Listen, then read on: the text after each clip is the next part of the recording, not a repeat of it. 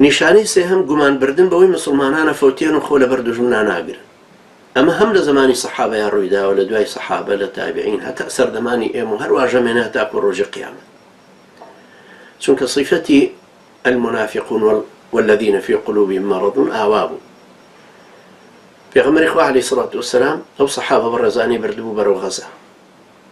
غەزای ڕۆمە بەرامبەر بە ڕۆمە، وەکو ئەوەی کە ئێستا مسلمانان بەرامبەر ئەمریکای تاغوت وەستاونەتەوە یا بەرامبەر بە ڕووسی مولحید. دەروون بەزیوەکان وەکو دووڕوەکان وەکو کافرەکان. تەحلیلی کافرەکان بەسەر دووڕۆکانە زاڵە، دووڕۆکانیش واتەواتیان بەسەر دەروون زەعیفەکانە، ورە نزمەکانە، ورە ڕووخاوەکانە زاڵ، کە باسی شەڕەکان دێتە پێش. کێدەرەقەتی ئەمریکاتی. چونکە ئەوانیش خوای گەورە فەرمێ بەل ظەنەنتم ئەن لەن ينقلب الرسول والمؤمنون إلى أهلهم أبدا. منافقەکان والذين في قلوبهم مرض ئەو کاتایانود لەو غەزای تەبوک، لەو غەزای ڕۆم بەرامبەر ڕۆما، ئەیانود با بەمە خۆ ناو شەڕی عەرەبەکان نییە هجوومێ بکەینە سەر یەکتر، ئەمە غارە نییە. ئەمانە ڕوویان کردوتە جەبهەی ڕۆم. ڕۆم ئەو زەمانە عەزیزانی من 85 ملیۆن بوون. هەموو ئەهلی مەدینە کە پێغەمبەری خوا عەلەیهی سەڵات وسەلام کۆچی دوای کرد 300,000 سەحابەی لێ. هەموو سەحابە وەکو حاکمی نەیسابووری و ئیبن القەیمە فەرموو 120,000. ڕەنگە زیاتر بن کەمتر بن، چونکە هەمویان نەزانرابن. بەڵام 120,000 کەس بوون کە بەرامبەر 85 ملیۆنەوە وەستاونەتەوە. بەڵام ئەمان وتیان ئەوە بەرامبەر بە ڕۆم وەستاونەتەوە. ڕۆم سوڵتەیەکی مەرکەزیە، جێشی نظامی هەیە.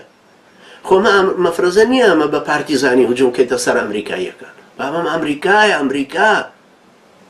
بەڵام ئەو ئەمریکاییەشە کاک سەید ڕەحمەتی خوای لەبێت لە حەجەوە چوو بوو بۆ حەج تەلەفۆنی بۆ کردم، سوێندی بۆ خواردم، وتی جوندی ئەمریکاییمان کوشت و حەفاظەی لە پیا بوو.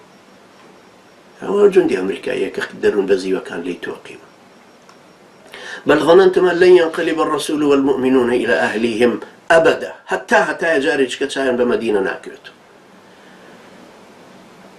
هروانو المنافق كانوا شر قورياري شر الروم شون محمد أكري شون بمسلمان أنا أكري وزين ذلك في قلوبكم.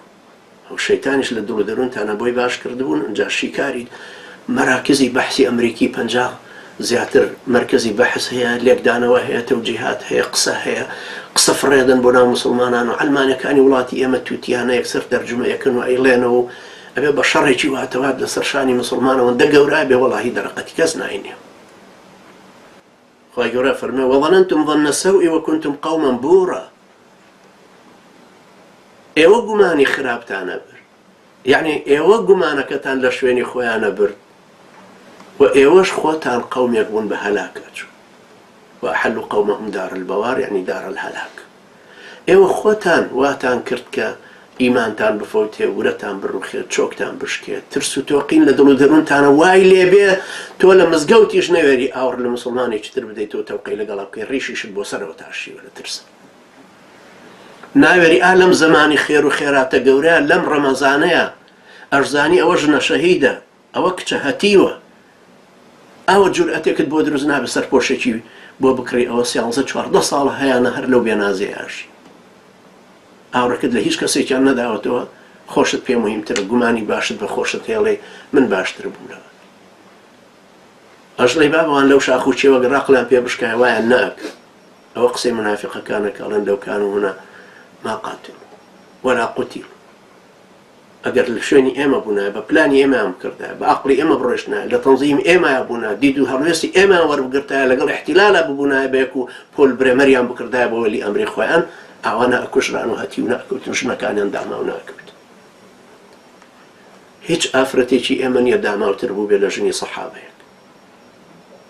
هیچ کچێکی ئێمە نییە کە باوکی شەهید بوو بێ، خوای گەورە بە شەهید وەریان گرێ، بێناز بوو بێ وەکو بێنازێتی کچە سەحابیەکە. بەڵام ئەمە تاریخی ئەم ئیسلامەیە و هەوا هاتوو و پێغەمبەر عەزیزانە لەم ڕێگایە ڕۆیشتون. خۆمە شتێک نییە کەم جار عەلەمانیەتی کوردی مولحید و مرتەد بەسەر مسلمانان هەبێن.